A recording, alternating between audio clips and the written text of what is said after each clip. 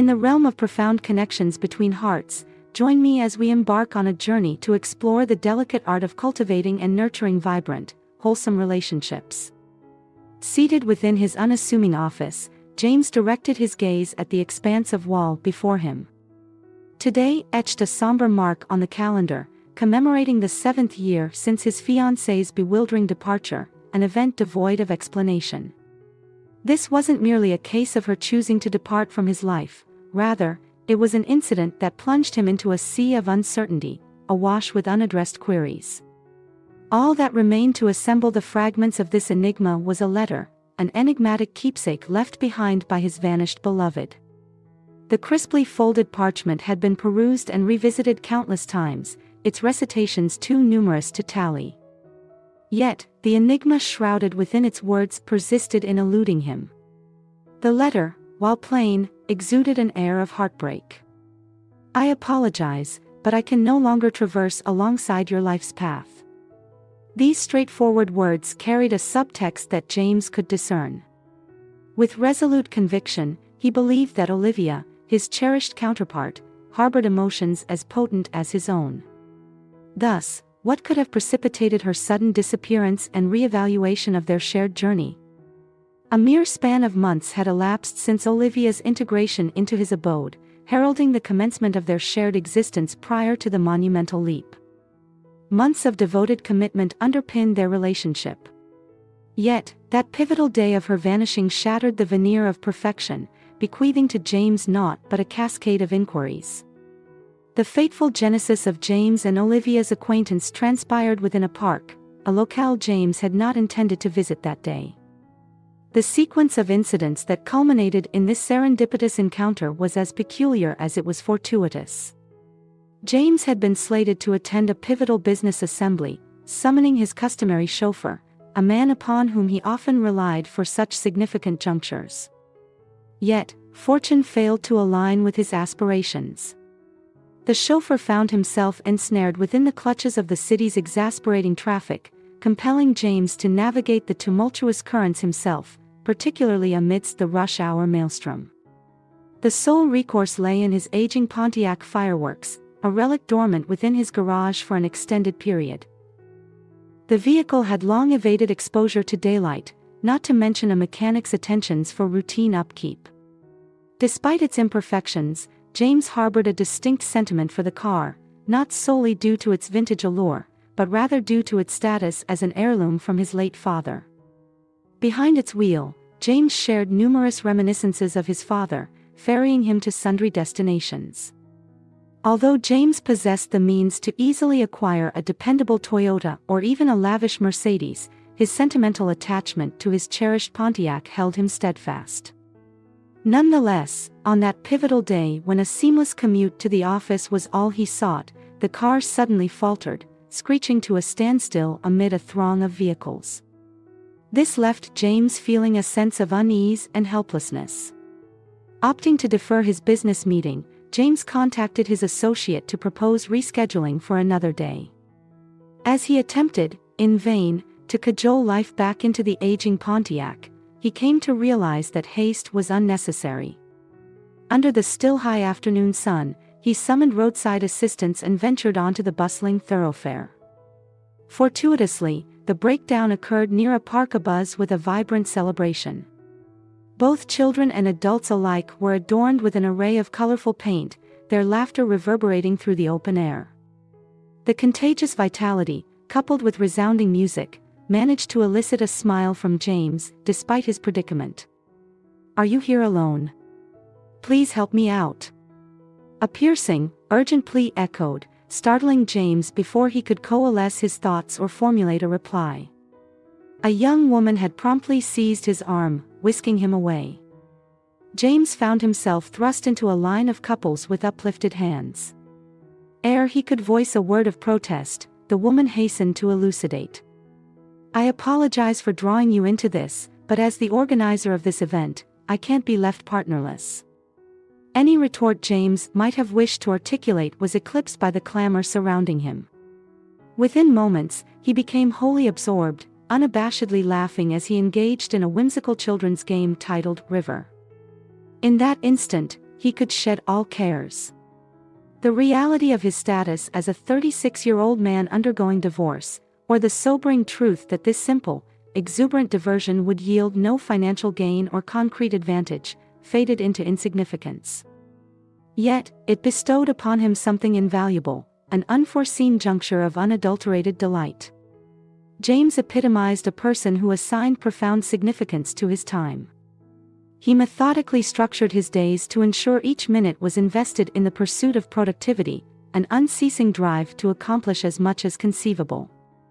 On this extraordinary day, however, he was struck by the rapidity with which a mere few hours had slipped through his fingers, all expended in unalloyed merriment.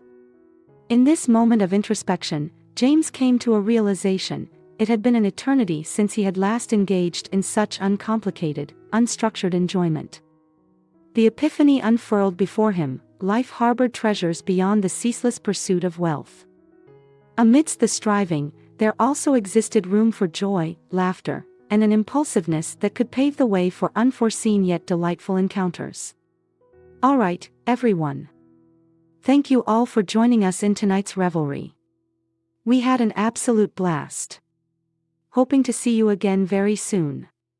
Keep the spirits high and the fun alive. With infectious enthusiasm, the young woman who had spontaneously swept James into this whirlwind of amusement addressed the crowd via a microphone.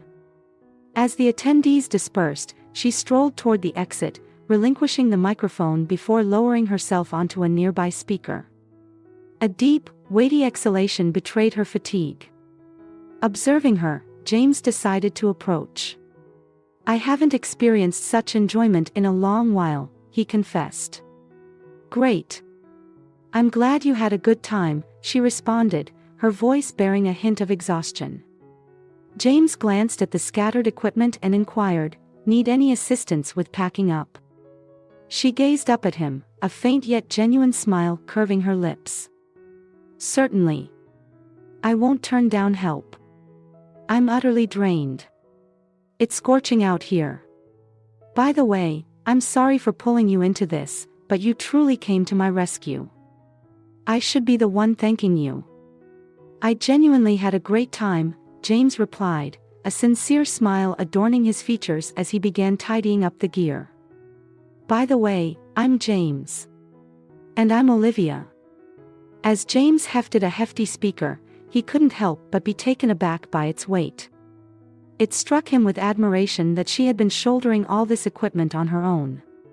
"Do you always handle all of this by yourself?" he inquired. "Well, yes, most of the time. Occasionally, the people who hire me lend a hand, but that's a rarity. They tend to think that once they've paid, they're exempt from helping. You're quite young to be toiling so strenuously. Burnout is a real risk." Olivia chuckled. James assisted her in loading all the gear into a small, whimsically decorated green car adorned with playful illustrations. A sidelong smile crept onto his face. "So, where's your next event?" "Tomorrow is my grandmother's day, and the day after that, I'll be working at the waterfront," Olivia replied, mirroring his smile. James' eyebrow raised inquisitively. "What's Grandmother's Day?" "It's the day I dedicate to my grandmother. I take her to the park, the shops, and the waterfront," she explained with a warm tone. "Essentially, I spent the day amusing her," she disclosed, a sparkle in her eyes. With one last spirited wave, Olivia drove away, her whimsically adorned car gradually fading from view, leaving behind a faint bluish trail of exhaust. James lingered at the spot for a while, seemingly slowly transitioning back into his customary serious demeanor. It was almost as if he was allowing the enchantment of the afternoon to dissipate. He took several minutes to gather his thoughts, summoning the resolve to return to his immobile car. Still awaiting roadside assistance, he made his way back. Upon reaching home, James was greeted by yet another tempestuous outburst from his wife, Avery. She had returned earlier than usual that day, only to find his car missing from the garage.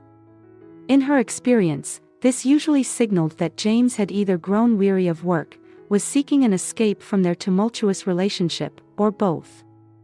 In Avery Lowe's world, such occurrences often ended with James stumbling home inebriated, his friends delivering him, and her being burdened with the unsavory task of retrieving his car and driving it back. The bitter familiarity of this routine added an extra layer of tension to their already strained bond. "James, where have you been?"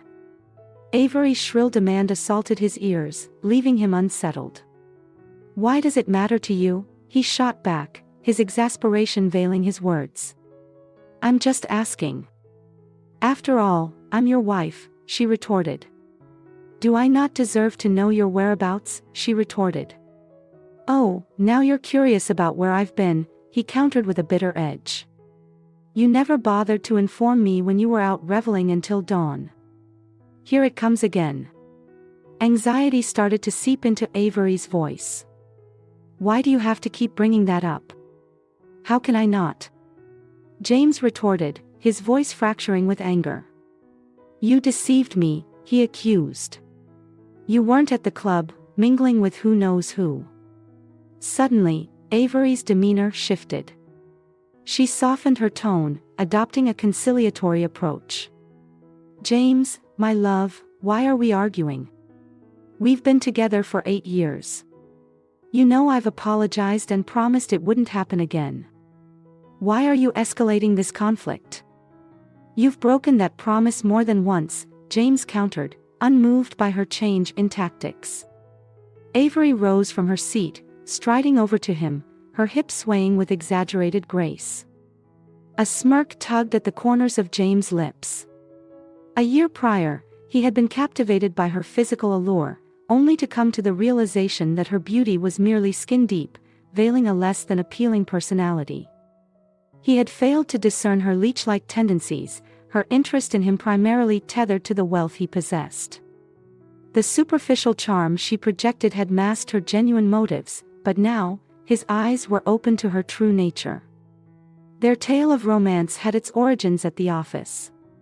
Avery, a young and remarkably beautiful office manager, seemed to possess an innate understanding of precisely what her boss required, whether it entailed delivering a timely cup of coffee or ensuring his tranquility during pivotal meetings. She was consistently on point. Her meticulous attention to detail was a defining trait, swiftly noted by James. He swiftly grew to appreciate her skills and finesse. What captured James' attention even more was Avery's noticeable absence of any attempts to ingratiate herself romantically. Within the office, numerous young women would have eagerly seized the opportunity to court someone like James, who wielded not only power and influence, but also an undeniable allure. However, Avery stood apart. She exuded an air of humility and modesty that set her apart in a sea of insatiable ambition. However, either everything was changing or what he had held to be true was transforming. Her character had, from the outset, been a facade. The turning point arrived a year ago when an anonymous package arrived, bearing photographs of Avery with another man in a private nightclub. The shock and sense of betrayal upon seeing those images were all-encompassing. In hindsight, he recognized that he had disregarded numerous warning signs and red flags concerning her authentic self. "You do realize we've shared 8 lengthy years together, and now you're contemplating divorce," Avery's tone dripped with accusation. "I haven't given you a child. Because you're incapable of conceiving one. How can that truth elude you?" "I celebrated because I, too, was weary of it all and sought an outlet," he responded. "Are you now implying that I'll be left to die alone?" Amidst their existing plethora of issues, James' frown deepened. Their recent revelation about their inability to bear children seemed to stem from him. For the past 3 years, a fervent desire to establish a family had taken root within James. However, Avery consistently asserted that they should revel in their youth and freedom before delving into parenthood. That was but one among the myriad reasons she put forth. In the past, she used to counter James' discussions about embracing parenthood with fervor. Yet, when she eventually relented, James felt a surge of elation. However, despite their concerted endeavors, they grappled with the inability to conceive, a source of mounting distress. James recommended seeking medical counsel. With promptness, Avery orchestrated an appointment at an esteemed clinic, leveraging her connections. This granted them swift attention, albeit at a considerable cost. The doctor delivered a crushing verdict. James was infertile. In that moment, Avery staged a theatrical exhibition of compassion and desolation, intensifying his sense of guilt and inadequacy. Initially, James was so overwhelmed by guilt that he scarcely noticed. Nevertheless, Avery's repeated acts of infidelity bore a threshold, and James' tolerance met its terminus when he began receiving photographs of his wife from various night spots. There she stood, scantily clad and openly engaging with other men. This was the juncture when James realized there existed no viable future for them. The same truth held for Avery. They were mutually stifling each other's existence. While her aspirations revolved around a life of socializing and excitement, he yearned for a tranquil, harmonious, and familial environment. Though the prospect of fathering a child eluded him, adoption remained an option. Their divergent aspirations had paved the way for dissonance, prompting James to apprehend that the bitter culmination of their connection was imminent. "Let me begin," James began, his tone unwavering despite the inner turmoil. "After the results of my tests came to light, you professed a desire for a family. Given that I am the one who cannot conceive while you remain fully capable, perhaps it's time for you to seek another partner, one who can provide you with the family you claim to desire. Let's not protract this agony further than necessary," he continued after a pause, taking a deep breath. "When I suggested exploring advanced medical alternatives, you dismissed the notion of a test tube baby. Now, you have the opportunity to conceive naturally, in the manner you wish." His words lingered heavily, foreshadowing the inevitable demise of their once hopeful relationship. As James moved to depart, Avery swiftly obstructed his path. "I will not consent to a divorce," she declared defiantly, "unless you pledge to allocate me at least half of your assets."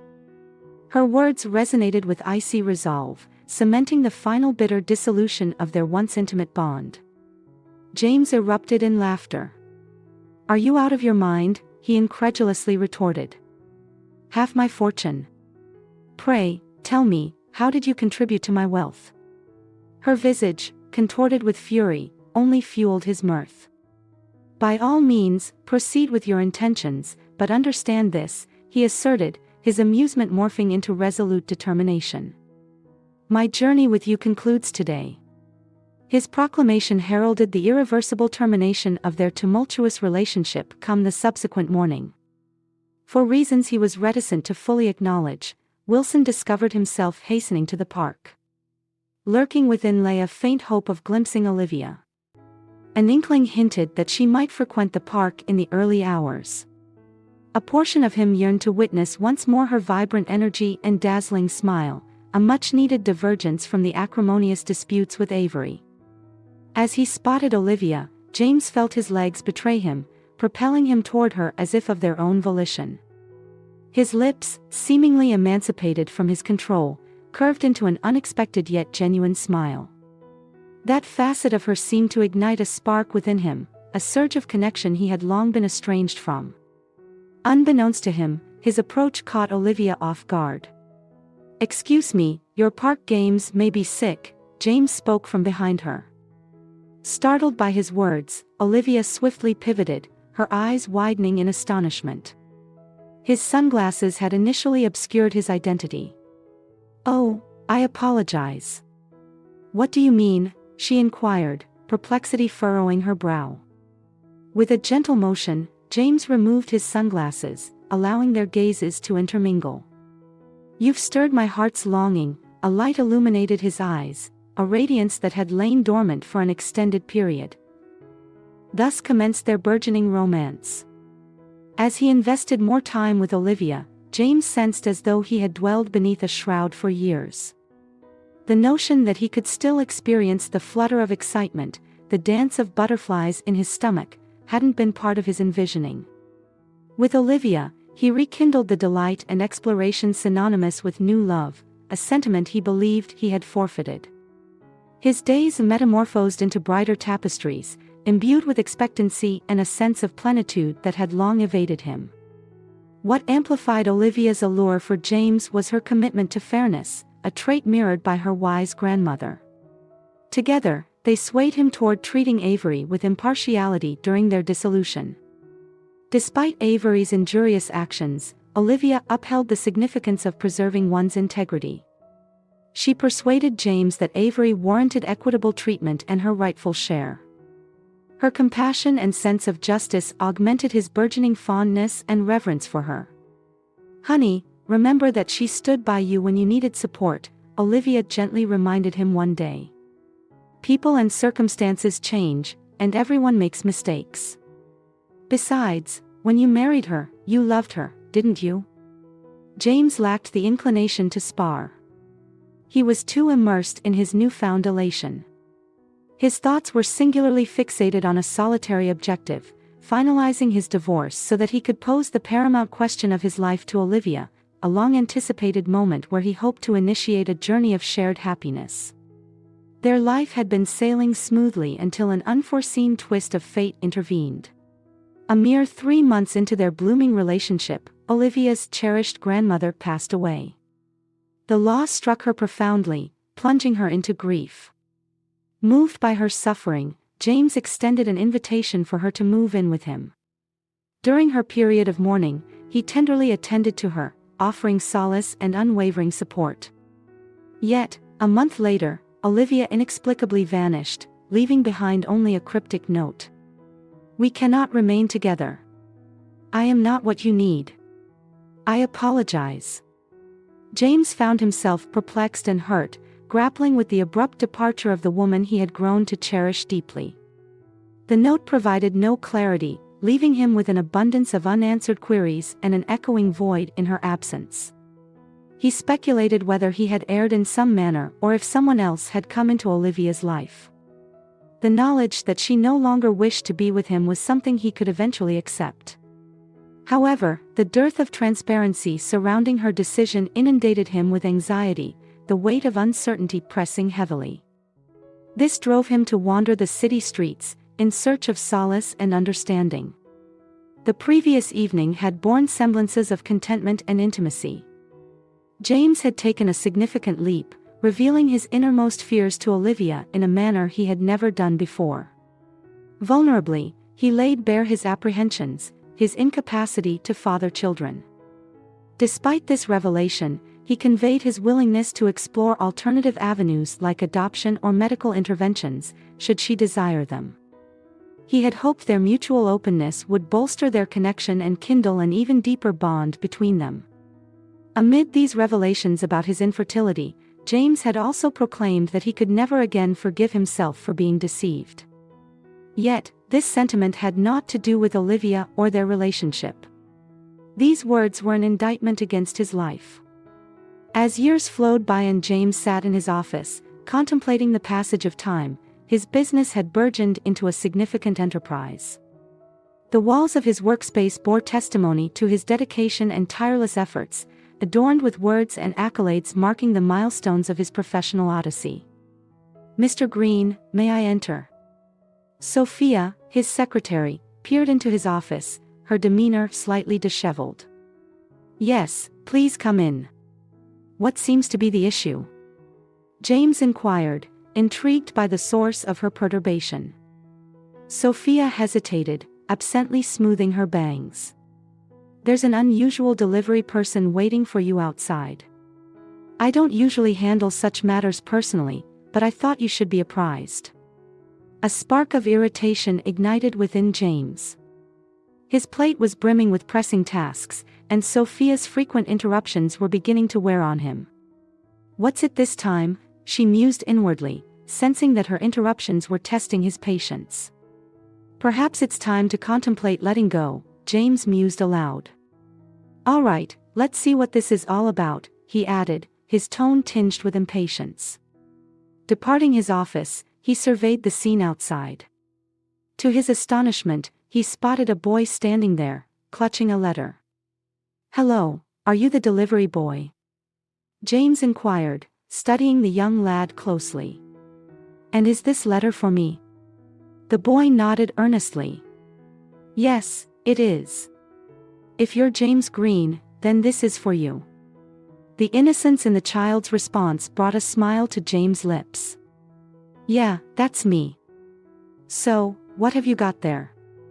James asked with curiosity, approaching the boy and extending his hand to receive the letter. Here it is. Make sure you read it today. It's really important, the boy emphasized after a brief pause. That's what my mom said. With a surge of anticipation, James pivoted on his heel and hastened back to his office. His heart pounded within his chest. Unspoken words reverberated as he held the envelope in his hands, Olivia's unmistakable handwriting adorning its surface. Emotions churned within him, a mix of hope, curiosity, and a touch of apprehension. Without delay, James gently traced his fingers over the familiar script, feeling a rush of emotion rise. If anyone inquires, I'm out of the office, James declared in a firm, resolute tone. Sophia cast a fearful and concerned glance at him. She knew better than to question his directive and nodded in agreement without delay. Storming back into his office, James settled into his chair, a blend of anticipation and trepidation coursing through him. His hand trembled slightly as he carefully tore open the envelope and unfolded its contents. As he began to read Olivia's words, a chilling realization swept over him. It became painfully apparent that a single misinterpreted word had shattered not only his and Olivia's lives, but also the life of their son, irreversibly altering the trajectory of their intertwined fates. As the puzzle pieces fell into place, a profound revelation emerged. Around a year after Olivia's abrupt departure, James' health began to decline precipitously, leading to his hospitalization. The private medical facility where he was admitted harbored a familiar face, Dr. E.N.C., a close friend from his medical circles. James' friend couldn't help but chuckle, attempting to lighten the weighty atmosphere. Come on, my friend, the doctor laughed. It's time for you to move forward and find someone else. You can't continue living like this. The doctor's words struck a chord of truth within James. He had been attempting to escape the depths of his yearning for Olivia, and the ramifications of her absence had taken a toll on his well-being. As James conversed with his friend, he shared the intricacies of his past with Avery, notably her involvement in accompanying him to the doctor and uncovering his infertility diagnosis. His knowledgeable friend, well-versed in medical intricacies, offered a suggestion that kindled a glimmer of hope. James, our bodies change over time, the doctor advised reassuringly. Why not consider undergoing another round of testing? Medical conditions can evolve or be re-evaluated. Perhaps a second round of examinations could provide new insights into your condition, potentially yielding a different outcome or a revised understanding. Upon receiving the results of the retest, James was confronted with a devastating truth. The revelation was shocking and shattered the illusion Avery had meticulously crafted. The new findings confirmed that there was, in fact, nothing wrong with James. He was not infertile, as he had been led to believe. This realization hit him like a tidal wave of fear and anger, exposing the depth of Avery's deceit. It became painfully evident to James that Avery had orchestrated the entire charade, deliberately leading him astray and manipulating his emotions. She had never truly wanted them to have a family, as it conflicted with her hidden motives. Seated in his office, James' hands trembled as he picked up the letter.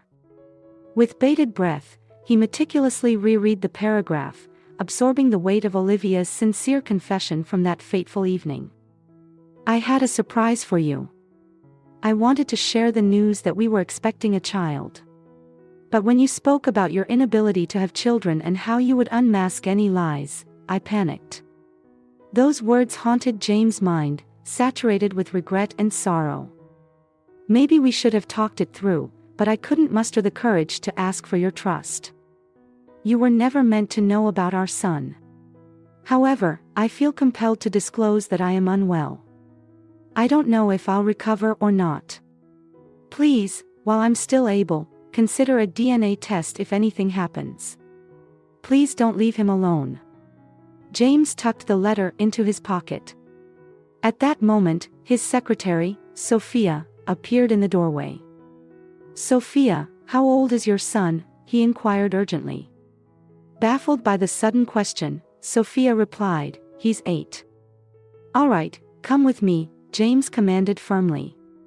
Sophia was accustomed to her boss's idiosyncrasies and didn't question his request. She followed him as they headed to a nearby shopping mall and entered a children's store. "How old would you say the boy who brought the letter is?" James queried. "I'd say he's around 6 or 7, Sophia responded. "Okay, put anything in the cart that might interest him," James instructed. "Just toys, or should I include clothes too?" Sophia asked for clarification. "Everything," James confirmed. The two of them proceeded to fill the shopping cart with an assortment of items. Once they were finished, James closed the trunk of the car and stored the purchases inside. "You're free for the rest of the day," James informed Sophia, giving her an uncommon break from her usual duties. As she prepared to depart, curiosity compelled her to ask the question that had been lingering in her mind. "Who is this boy?" she inquired, genuine intrigue in her voice. James' expression transformed into a radiant smile that illuminated his face. The weight of his secret was lifted, replaced by a newfound sense of joy and hope. "He's my son," James replied, his voice infused with a blend of wonder and happiness. With purpose, James drove his car to the modest, time-worn house on the outskirts of town. Parking the vehicle, he stepped out, the trunk filled with toys, clothes, and heartfelt offerings. Balancing the bags in his hands, he approached the front door with determination, aiming to bring delight to the lives that awaited him inside. As James reached for the doorbell, an unexpected collision caused a loud thud, swinging the door open wide. The sight that met his eyes filled his heart with warmth and anticipation.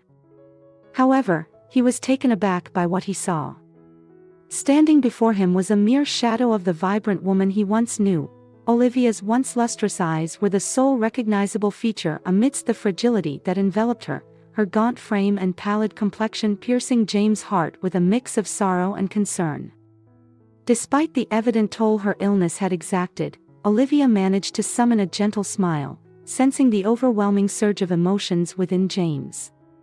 Gracefully stepping back, she allowed him to cross the threshold into the space that was now a backdrop to their reunion. Overwhelmed by a blend of love, compassion, and an acute awareness of the fleeting passage of time, James moved forward, enveloped by a swirl of emotions. As he embraced Olivia, tenderness radiated from his touch. Tears streamed down his face, a mixture of joy and sorrow intermingling in his heart.